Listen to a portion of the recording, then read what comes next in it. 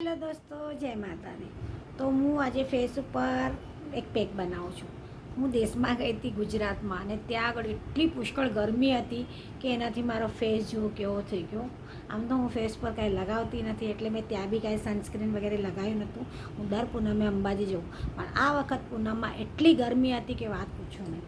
તો જુઓ, મારી પાસે એકદમ પાકેલું કેળું પડ્યું હતું, એને મેં લીધું છે. અને આ છે હળદર. આ હળદર કસ્તુરી હળદર છે, જેને મેં ઘરે બનાવી છે.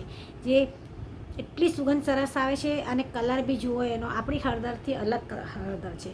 જ્યારે બી સિઝનમાં કાચી હળદર આવે છે ને, ત્યારે એને લઈ આવો, એને સુકાવો અને ઘરે પીસો. જુઓ, બહુ મસ્ત હળદર છે. તો આ હળદર છે. પછી એમાં મેં નાખવાની છું ચણાનો લોટ. તો મેં અહીંયા કેળું લીધું છે, અને હવે હું એની અંદર ચણાનો લોટ નાખીશ. તો આ ચણાનો લોટ મેં અલગ આવી રીતે થેલીમાં જ રાખ્યો છે ફેસ માટે.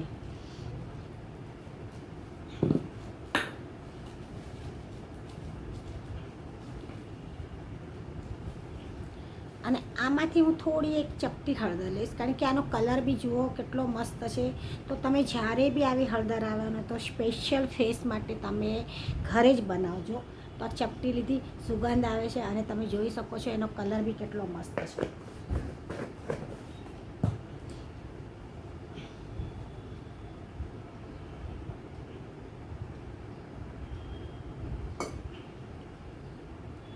અને આપણે એને અહીંયા ચણાના લોટમાં આ કેળાને મિક્સ કરવાનું છે.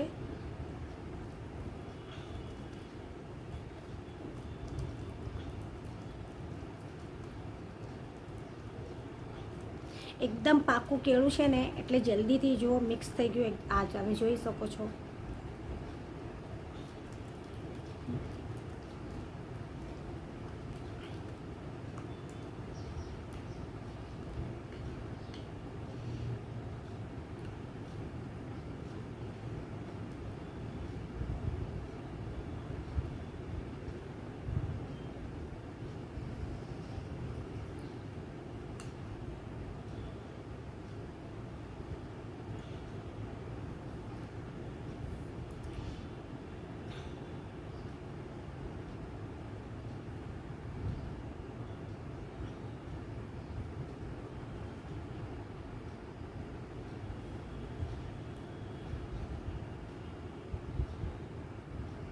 અગર તમને એમ લાગતું હોય ને કે આની અંદર ચણાનો લોટ ઓછો છે, તો થોડો ચણાનો લોટ આમાં ઉમેરો તમે.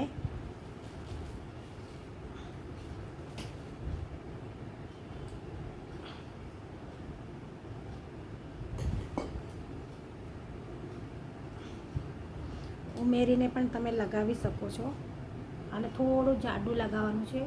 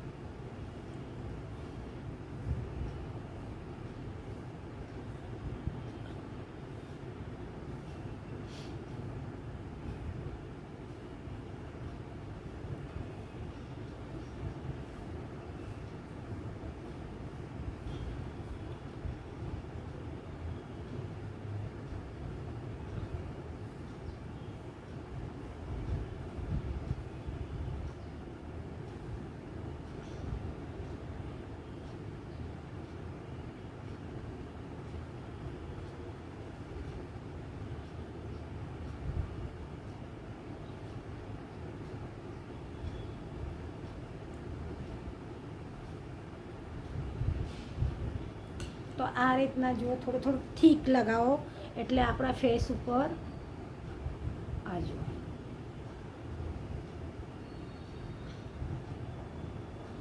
આપણે નેક ઉપર બી લગાવવાનું છે, કારણ કે હંમેશા આપણો ફેસ ગોરો દેખાય, અને જ્યારે આપણું ગળું છે ને, એનાથી મેચ નહીં થતું હોય છે, કારણ કે આપણું ગળું કાળું દેખાય અને આપણો ફેસ ગોરો દેખાય.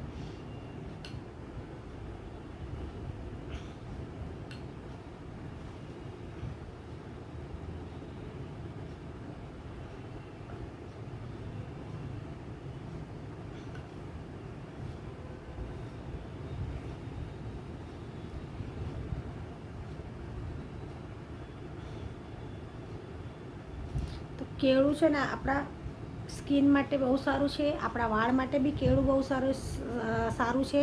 કારણ કે આપણે વાળ બી કેરેટિન કરવું હોય તો આપણે કેળાથી બી આપણા વાળને કેરેટિન કરી શકીએ છીએ ઘરે જ.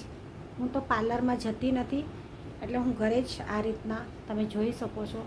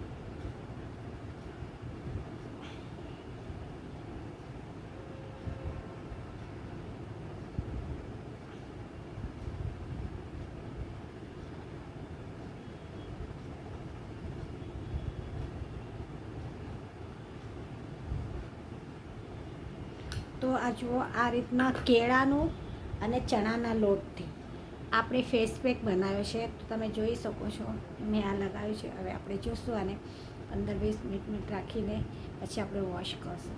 તો આ રીતે અલગ અલગ આપણે ફેસ માસ્ક ઘરે બનાવી શકશું. ચણાનો લોટ તો દરેક ઘરે હોય છે. પછી ગુલાબ, જે આપણે ઘરમાં આપણે પૂજામાં ગુલાબ લઈએ તો ફેંકી દઈએ છીએ, તો એના બી આપણે ગુલાબ રોઝ બનાવીએ. પછી અળસી તો આપણા ઘરમાં હોય જ છે, તો અળસીનો બી ઉપયોગ આપણે વાળમાં બી લગાવશું. તો આ જુઓ, મારા વાળમાં મેં કોઈ ડાય બાય નથી કરી, પણ જ્યારથી મેં ઘરના શેમ્પૂ, ઘરનું તેલ બનાવ્યું છે ને, ત્યારથી મારા વાળ ઉતરતા બી નથી. અને હવે ખરેખર મારે વાળ કાપવા નથી, મારે વાળ લાંબા કરવા છે, કારણ કે મારા પહેલાં બી વાળ લાંબા હતા. તો જોશું આપણે ફેસ સુકાયા પછી.